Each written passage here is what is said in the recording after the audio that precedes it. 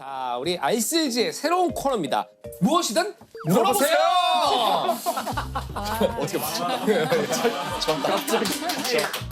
꿀케미. 인간에 대해 궁금한 게 뭔지 이제 물어봤어요.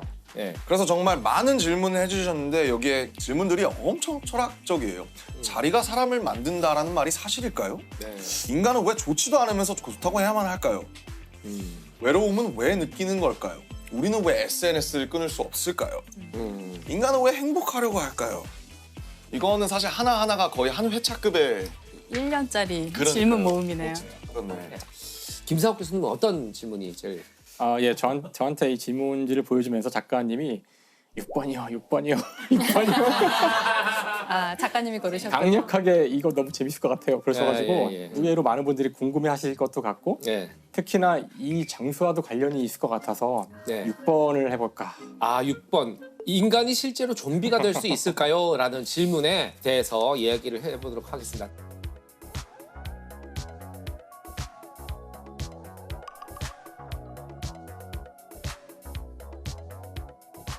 참고로 초대 손님 한 분을 여기서 모셔야 될 것 같아요. 조선 좀비의 어머니, 좀비의 어머니, 좀비의 발명가, 예, 김은희 작가님을 제가 보여드릴게요.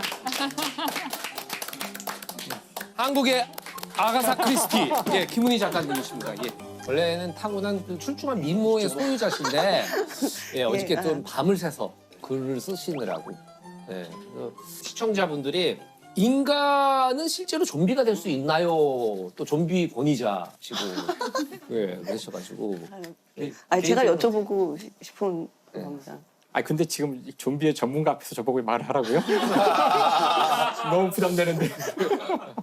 그 좀비라는 게 실제로 존재하진 않다 보니 이 정의가 상당히 애매하더라고요. 아, 그렇죠. 그렇죠. 예, 킹덤에 나오는 좀비 또 다르고 예, 지금 우리 많이 영화로 봤던 좀비들 또 다르고 그렇죠. 해외 좀비랑 우리나라 좀비 28 이런 다르다면서요. 거. 달라요. 네, 다 다르고 왜냐면 이것이 실제 사실 과학적인 존재하는 건 것이 아니니까. 아니기 때문에 어떻게 규정하냐에 따라 다 달라지는 것 같거든요. 좀비가 생명체일까? 생명체인가요? 아 저는 사실은 그 킹덤 좀비를 생각을 했을 때 제가 좀 기생충을 되게 좀 좋아했었거든요. 아 근데 기생충. 그런 기생충이 있더라고요. 그러니까 어떤 뭐 따개비라든지 좀 그런 뇌에 들어가서 원래는 얘가 생태학적으로 봤을 때 그런 행동을 해서는 안 되는데 그러니까 조종하는 거네요. 그치 인간. 하면은 그 죽지 않은 상태에서 기생충이 조절하고 하는 건 실제 있는 상황이고 그거는 가능한데 생명체. 만약 좀비가 한 번 죽었다 살아나는 거라면 일단 현대 과학으로는 설명할 수가 없는데 비가역 반응이라서 다시 살아난 건 죽은 것이 아니죠. 그렇죠. 사실 죽지 않았던 거죠. 아, 그렇죠. 예, 그래서 좀비건 뭐건 간에 어쨌든 이렇게 움직이는 동물이니까 일단 얘가 움직이려면 에너지가 있어야 되거든요. 네.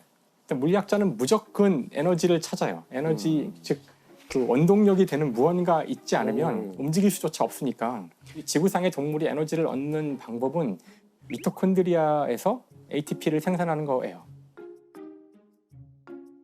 그거 하나예요. 단 하나의 방식이에요. 그러려면 산소가 필요하고 호흡을 해야 되고 다음에 필요한 당분이나 이런 영양분이 들어가야 되고 네. 그러니까 그런 체계들이 다 작동돼야 되고 뇌에서 몸을 조종하기 위해서는 신경계가 다 완벽하게 연결 다 되고 작동돼야 되고 거기에 또 에너지가 다 보급돼야 되고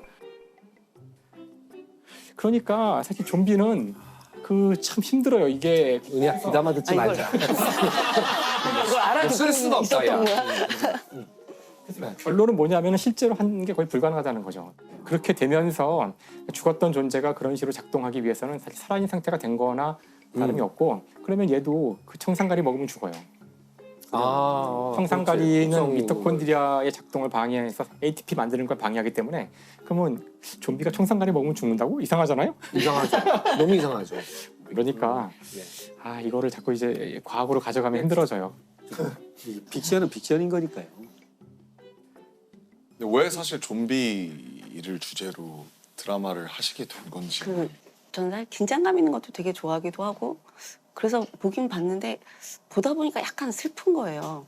좀비가. 그러니까 이게 치욕밖에 남지 않았는데 몸조림 하나로 막 어딘가에 대해서 저렇게 최선을 다해서 뛰어가고 뭐 다리가 부러져도 뛰어가는 그게 얼마나 배가 고프면 저럴까라는 생각이 좀 들면서 가장 배고픈 시대에 그냥 식욕만 남은 어떤 그런 불쌍한 민중.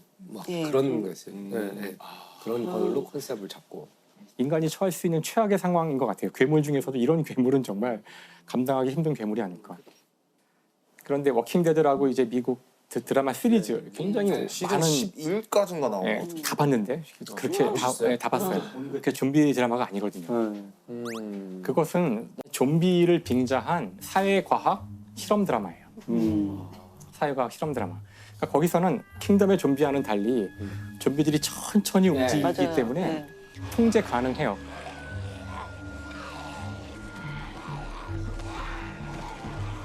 그래서 좀비들이 세상을 뒤덮고 있지만 사람들이 여기저기 모여서 사회를 만들어요. 독재 사회도 생기고 병적인 사이코패스들만 모인 집단도 있고 인간을 잡아먹는 인간도 생기고 그 드라마의 목적은 이렇게 인간들이 모여서 어떤 사회를 구축하는지를 보여주는 거예요. 그걸 보면서 항상 느끼는 것이 문명이 사라졌을 때 지금과 같은 안전장치들이 사라지고 국가가 사라졌을 때 가장 두려운 것은 다른 인간이에요. 역시 인간이구나. 그래서 인간을 만났을 때 상대를 믿지 못한다는 것이 어떤 의미를 갖는지를 보여줘요. 그래서 좀비는 사실 중요하지 않아요. 좀비는 사회를 망가뜨리고 복구를 금방 못 시키게 하는 장치로 쓰여요. 네. 하지만 또 킹덤은 좀비들의 속도가 빠르다 보니 절대 이렇게 될 수가 없어요. 네, 맞아요. 여기서는 무조건 좀비하고의 싸움밖에 없어요.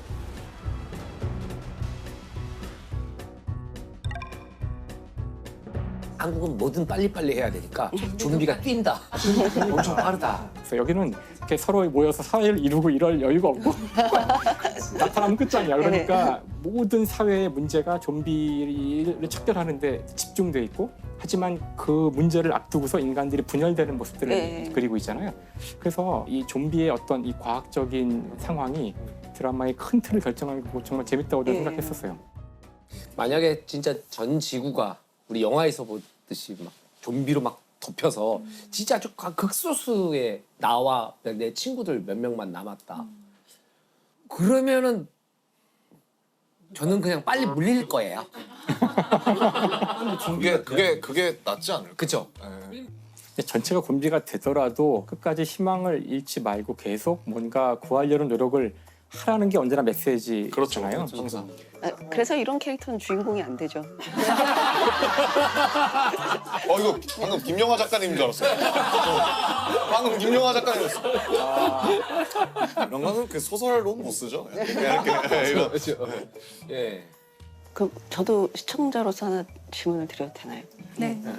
혹시 진짜 귀신이 있다고 생각은 하시는지? 자 다시 귀신이란 무엇인가? 귀신은 정의해야 돼. 귀신이라고 네, 정의해 주시면 답을 할 수 있어요. 김민희 작가님은 네. 귀신을 어떻게 정의하시는지 궁금하네요. 네, 어떻게 정의하실지. 그러니까 이미 죽은 사람의 영이 어떠한 형태로건 나타나서 물리력을 행사를 할 수 있다? 여러 가지 조건이 있잖아요. 죽은 뒤에 영적 세계가 있는가를 처음에 증명해야 그쵸, 돼요. 그쵸. 예. 그 영적 세계가 생전의 아이덴티티를 또 갖고 있느냐의 문제고 물리적 세계에 어떤 영향을 미칠 수 있는 이 몇 가지 단계가 있는 거잖아요 지금. 제가 그렇게 어려운 질문을 이게 저희 지도 교수님이 그 귀신 얘기 좋아하시는데 만약에 내가 귀신을 만난다면 붙잡고 너는 어떻게 움직이는지 원리를 알려달라. 너도 미토콘드리아로 움직이니? 그 귀신 잘못 걸렸네. 네, 이래서 너는 어떻게 움직이고 어떻게 나타날 수 있느냐 이거 물어봐서 네이처에 논문을 쓰겠다. 네. 그래서 귀신을 기다리고 계시거든요. 저희 지도 교수님. 근데 그 영화 고스트라고 패트릭 스웨이지 나온 예, 영화 예, 기억하시죠? 네. 거기서 이제 그 영혼이 귀신처럼 나타나게 되는데 그때 그거 보고 이제 온갖 논쟁들이 있었어요. 저희 이제 과학자들 논쟁들이 있었어요? 친구들끼리. 근데 저 귀신은 벽을 막 통과하잖아요. 벽을 싹 통과하고 막 그 지나가는 지하철을 뛰어들고. 근데 발바닥은 왜 땅으로 안 떨어지지? 그러니까 질량이 있으면 아래로 떨어지거나 중력을 느껴야 되는데 좌우로는 움직이는데 왜 상하로는 못 움직이지? 뭐 이런 얘기부터 시작해서. 그렇구나. 그러니까 진짜. 되게 그 과학적인 모순 없이 뭔가를 짜기가 너무나 힘들어요. 귀신의 움직임이나 이런 것들을 모순을 이겨내지 못해서 존재하지 못하게 될 확률이 커지죠. 그 결론은 우리가 진짜 귀신이라는 존재를 만난 사람이 있다면 우리가 상상하지 못하는 형태의 어떤 걸 그려낼 수 있어야 되는데 진짜 만나본 적이 없으니까 진짜 만나고 있는 걸 변형시키는 방법밖에 몰라요. 이거 되게 중요한 포인트인 것 같아요. 이건 사람의 형태일 것 같고 벽은 통과되면 금방 걸어다니는 형태가 될 것 같고 그래서 우리의 경험을 좀 뒤트는 형태 이렇게 되는 것 같아요. 그리고 저는 사실 좀 제가 쓰는 드라마라는 게 좀 자료 조사 때문에 굉장히 전문가 선생님들을 좀 많이 네. 만나뵈러 다니거든요. 그래서 다 정말 인터뷰 한 번씩 좀 너무 해보고 싶고. 예. 하여간 사인 때문에 감사드렸습니다. 예. 그럼 이거 아이고 감사합니다. 말씀하고 앉아주시죠. 네. 알겠습니다. 사인. 꼭 내려오세요. 전주 한번 오세요. 예. 혹시 달 모양이라는 걸 달 위상이라는 거. 다들 모르는 달 위상이라는 거. 교과서에 아마 위상이라고 나와서 그래서 그 말씀들을 들으면서 아 다음에는 물리학자를 주인공으로 할까? 천문학자를 주인공으로 할까? 자, 김희 작가님 수고하셨습니다. 네, 감사합니다. 잘 봤습니다. 영광이었습니다. 감사합니다. 뭐 고르셨어요? 심채경 박사님. 아, 여기 제가 좋아하는 질문 하나 있어가지고 우리는 왜 MBTI에 열광할까요? 아, MBTI 해보셨습니까? 남자한테 전화해서 다니엘 혜리는 따로 인연하고 탄다고 하고 퍼스트로 예약해. 신입 아르바이트생을 채용할 때 MBTI를 물어본대요. MBTI 가 손님을 많이 접대해야 되고 이러면 아이가 내향적인 이겨야 사람보다 되고, 외향적인 사람이 이겨야 좋잖아요. 되고, 네. MBTI라는 게 사람의 성격의 특성을 좀 그래서 나눠본 거죠. 분류해 네, 본 그렇죠, 거죠. 그렇죠, 뭐 그렇죠. 내향적이냐, 외향적이냐, 그다음에 좀 계획을 세우는 걸 좋아하냐, 즉흥적이냐, 현실적이냐, 뭐 이런 식의 그 카테고리를 나누는 건데 이게 과하게 하는 일이거든요. 관찰하고 분류해보고 이런 건데 천문학자가 쓰신 별자리들이라는 책이 있는데 거기 보면 은하도 생긴 거의 특성에 따라서 이제 여러 가지 알파벳 기호로 분류를 하는데 은하의 MBTI 같은 것이다라고 표현을 하시거든요. 근데 거기 보면 형태가 조금 비슷하니까 그렇겠죠. 네. 나선인 것 같기도 하고 그 나선인데 막대가 달려있기도 하고 이게 카테고리를 정할 수 없는 경우도 네, 있거든요. 네, 네. 근데 MBTI도 그래요, 사실은. 내가 맞아요. 애매할 때가 외향적이냐 많아요. 내향적이냐가 사실 정할 수 없는 어떤 건데 때좀 심리 상태에 따라 좀 다르기도 하던데요, 저도. 그걸로 사람을 속단하는 거는 되게 나쁜 일인 것 같아요. 네네, 맞아요. 근데 쟤 그럴 수도 있구나. 쟤 나랑 좀 달라서 그렇구나라고 이해할 수 있는 거예요. 회식 자리에 가면 재밌긴 하지만 집에 오면 너무 힘들어. 딱 저예요. 근데 애들은 막 야 또 모이자 이러면 너무 힘들잖아요. 근데 나는 I여서 그랬고 걔네들은 E여서 그랬구나. 괜찮구나. 그래서 그런 면에서 상대방을 좀 이해하는데 쓸 수도 있는 것 같아요. 다름을 인정할 수 있는 다름을. 되게 뜻밖이네요. 저는 심채경 박사님이 MBTI 극혐이에요. 이러실 줄 알았는데. MBTI 너무 재밌어요. 요 말투. 사람들을 갖는 거거든요. 근데 사실 되게 고대에서부터 내려오는 어떻게 보면 별자리가 있잖아요. 또 네. 네, 네. 그렇죠. 천문학자분들은 별자리에 대해서 어떻게 생각하세요? 믿으세요, 진짜? 그렇게 믿진 않는데 조금은 평가할 만도 하다고 생각해요. 왜요? 이 별자리는 1년 중에 내가 어느 계절에 태어났냐를 얘기하는 거잖아요. 그렇죠. 네. 그러면 예전에는 계절에 따라서 먹는 것과 영양 상태, 운동 상태가 크게 달랐잖아요. 네. 문명이 그렇죠, 그렇죠. 있기 전에는. 그러면 태아가 영양분을 제일 많이 먹어야 할 시기에 그때가 식량이 별로 보릿고기였다 없었다. 치면. 예, 겨울이었거나 뭐 초봄이었거나 이러면 그 시기에 발달해야 되는 기관이 조금 약하거나 그럴 수 있잖아요. 그건 뭐 우리 이제 후생학적인 거니까요. 그렇죠. 그 기질에 영향을 미칠 수도 있죠. 그것도 그렇고 태어날 때 환경도 중요한데 네. 보통 봄에 태어난 사람들이 태어나자마자 주변에 꽃가루가 많아서 꽃가루 알러지가 많이 생겨요. 그러니까 꽃가루를 적으로 인식하기가 쉬운데 별자리가 의미가 있다면 네, 의미가 유일하게 있다면. 이런 태어나는 어떤 시기를 결정해 줄 수 있는 거라서 선생님, 갑자기 지금 말씀 듣다가 생각나는데 첨성대 네. 말이죠. 뭐 신라 시대 때 만들었던. 그래 아마 밑에 들어가서 보면은 사각 틀만 보였을 텐데. 네네. 올라가서 본 거죠. 그 틀까지 올라가서 네모 구멍 창문 같은 게 있잖아요. 그 안에 들어가면 또 제2의 사다리가 있어서 맨 꼭대기에 네모 근처까지 가서 거기서 거기 뭔가를 관측을 했을 모았을 것이다. 그런 것이 그러니까 그 신라 시대의 천문 기록들이 남아 있는데 그걸 보면은 첨성대가 만들어진 그 이후에 엄청나게 많은 데이터가 늘어나요. 이렇게. 신라 때는 왜 그렇게 별 관측을 많이 하려고 했던 건가요? 그러니까 아마 신라 시대 때도 첨성대가 있었던 시절에는 아마도 뭐 선덕여왕이 첫 번째 여왕이었으니까요. 보통은 이제 남성 왕이 네, 왕이 있는데 있는데. 여성이 왕을 하게 될 때 혹시 조금 더. 누군가 이 왕권의 정당성에 대해서 의문을 도전하면 안 되니까. 품을 수 있을 때 아마 그런 일을 하지 않았겠는가 짐작해 볼 수 있죠. 우리가 뭔가 정통성이 있고 하늘이 내린 왕조다. 이런 식으로 이제 어필하고 싶을 때 하늘의 움직임을 읽을 수 있는 왕권이 되게 중요하게 평가가 됐잖아요. 그래서 조선 개국 때 별자리 지도를 새로 만들라고 이제 합니다. 그게 이제 우리 10,000원짜리 지폐 뒷면에 있는 천상열차 분야 지도라는 하늘에 이렇게 나열되어 있는 것들을 구획을 나누어서 지도로 만든 것이다. 근데 제가 초등학교 4학년 때 친구네 외갓집에 놀러 간 적이 있었는데 굉장히 산속이었고 암흑천지에 전 도시에서만 자라가지고 티가 나지 않습니까? 도시에서만 도시 자라서 남자. 그런 것 같기도 하고. 원래 밤이라는 게 이렇게 어두운 거, 이 어둠이 이렇게 시간 같은. 공포스럽다는 생각을 해본 적이 없거든요. 근데 지금 말씀하신 그런 종류의 충격을 다룬 소설이 있어요. 네. 밤의 전설일 거예요, 제목이. 밤의 전설.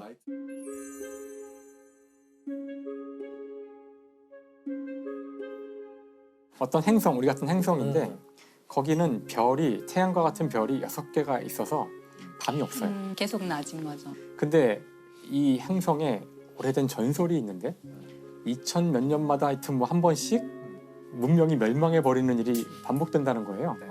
근데 왜 그런지는 모르는데 천문학자들이 연구를 해보니까 2000 몇 년마다 한 번씩 그 정렬이. 일식이 일어나면서 밤이 오는 거예요. 밤이 잠깐 와요. 네, 모든 태양이 다 몇 시간, 가려지는 가려지면서 순간. 갑자기 이 행성이 어두워지는 거죠. 그러니까 그런 설정인데, 그러니까 이제 사람들이 두려워하는 거예요. 그러니까 일식이라는 것이 일어나는 건 알겠는데 그게 우리에게 어떤 영향을 주길래 문명이 갑자기 멸망할까? 근데 이제 소설의 마지막에 가면 그 밤이 이제 오는 거죠. 밤이라는 한 번도 보지 못한 겪어보지 않은 밤이 오자.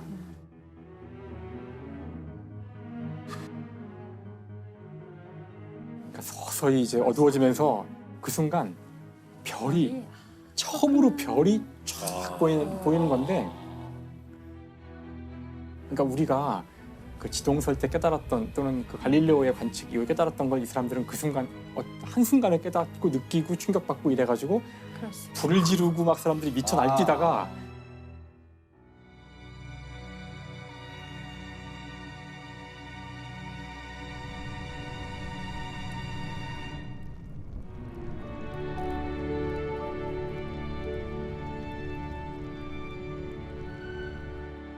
결국 문명이 스스로 망하는 거예요. 멸망하는. 네. 그러니까 밤이 오는 것 때문에 망하는 건데 그걸 예상을 못하는 거예요. 한 번도 밤을 본 적이 없으니까. 밤이 무서워. 아니 지금 갑자기 나온 얘기인데 물리학자 병따개 발명가가. 근데 옛날에는 우리 어렸을 때 이런 분을 척척박사라 그랬어요.